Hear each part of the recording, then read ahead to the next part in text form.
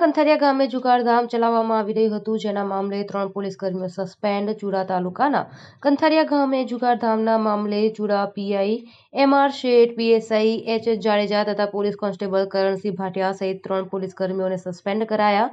નોંધનીય છે કે ચુડા પોલીસને અંધારામાં રાખીને સુરેન્દ્રનગર લોકલ ક્રાઇમ બ્રાન્ચ દ્વારા દરોડો પાડવામાં આવ્યો હતો, જેમાં 6.85 લાખનો મુદ્દામાલ જપ્ત કરવામાં આવ્યો હતો. કંથારિયા ગામે હરપાલસિંહ અનિરુદ્ધસિંહ રાણાના વંડામાં તીનપત્તીનો જુગાર બહારથી માણસો બોલાવી રમાડવામાં આવી રહ્યો હતો, જેમાં કંથારિયા, બરવાળા, બોટાદ, ધોલેરા સહિતના 6 આરોપીઓને ઝડપી લેવામાં આવ્યા હતા. ડોક્ટર ગિરીશ પંડ્યા, નાયબ પોલીસ નિરીક્ષક દ્વારા કાર્યવાહી થતા પોલીસ બેડામાં ખળભળાટ મચી જવા પામ્યો છે. Bureau report, Bharatsinh Parmar, Surendranagar.